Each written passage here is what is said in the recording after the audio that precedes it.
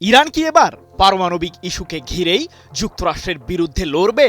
হঠাৎ মার্কিন president Donald ট্রাম্পের হুঙ্কারকে বৃদ্ধাঙ্গুলি দেখিয়ে গর্জে উঠলেন কেন ইরানের প্রেসিডেন্ট মাসুদ পেজেশকিয়ান? তাহলে কি পারমাণবিক কার্যক্রম নিয়ে নতুন কোনো বার্তা দিতে চলেছে ইরান? বহুদিন ধরেই ইরানের সমৃদ্ধ ইউরেনিয়ামগুলোকে হাতিয়ে নেওয়ার ষড়যন্ত্র চালিয়ে যাচ্ছে মার্কিন প্রশাসন। এমনকি প্রেসিডেন্ট ট্রাম্প নিজ মুখেই বলেছেন যে ইরানের সমৃদ্ধ ইউরেনিয়ামগুলোকে যুক্তরাষ্ট্রে নিয়ে আসব। কিন্তু কিভাবে এই কাজ করবে মার্কিন প্রশাসন? তাহলে কি ইরানের বিরুদ্ধে আরেক দীর্ঘ যুদ্ধের ছক আঁকছে যুক্তরাষ্ট্র? প্রশ্ন হলো, ইরান এবার কোন রণকৌশল কাজে লাগাবে?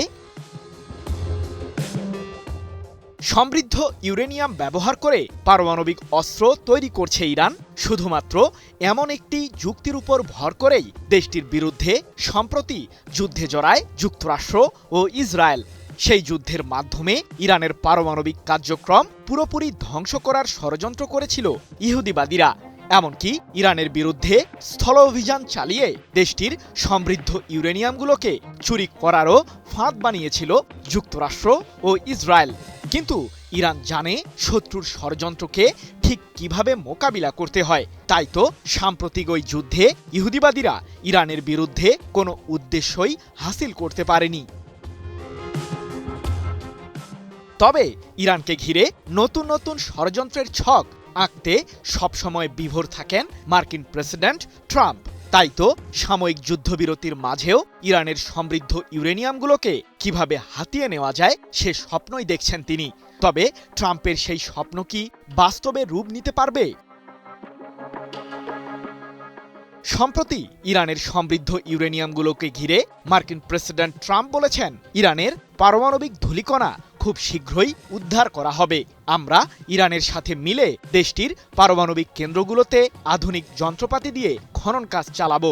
তারপর সমৃদ্ধ ইউরেনিয়ামগুলোকে যুক্তরাষ্ট্রে নিয়ে আসব। যুক্তরাষ্ট্রের শাসকের এমন মন্তব্যের পরই পারমাণবিক ইস্যুতে নিজেদের অবস্থান আবারও পরিষ্কার করলেন ইরানের প্রেসিডেন্ট মাসুদ পেজেশকিয়ান। এ প্রসঙ্গে এক প্রকার কড়া স্বরেই তিনি বলেছেন, ট্রাম্প দাবি তোলেন যে ইরান পারমাণবিক কার্যক্রম পরিচালনা করতে পারবে না। কিন্তু কোন অপরাধে আমরা এই কর্মসূচি বন্ধ করব? একটি জাতিকে তাদের অধিকার থেকে এভাবে বঞ্চিত করার কোনো যৌক্তিকতা নেই যুক্তরাষ্ট্রের। 19 এপ্রিল এক প্রতিবেদনে বিষয়টি নিশ্চিত করেছে ব্রিটিশ বার্তা সংস্থা রয়টার্স। এর আগে জাতিসংঘের পরমাণু পর্যবেক্ষক সংস্থা IAEA এর প্রধান রাফায়েল গ্রসি সম্প্রতি দাবি করেছেন যে ইরানের কাছে রয়েছে পর্যাপ্ত মাত্রার সমৃদ্ধ ইউরেনিয়াম, যা দিয়ে একাধিক পারমাণবিক অস্ত্র তৈরি করা সম্ভব। যদিও এ বিষয়টিকে বরাবরই অস্বীকার করে আসছে তেহরান। কারণ ইরানের সদ্য সাবেক সর্বোচ্চ ধর্মীয় নেতা আয়াতুল্লাহ আলী খামেনির ফতোয়া অনুযায়ী দেশটি ইউরেনিয়াম ব্যবহার করে কোনো ধরনের সামরিক অস্ত্র তৈরিতে না যাওয়ার সংকল্প করেছে।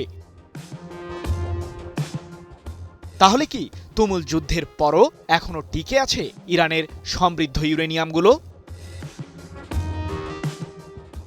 আমি ভরসা রাখি হিরন স্মার্ট ওয়াটার পিউরিফায়ারে।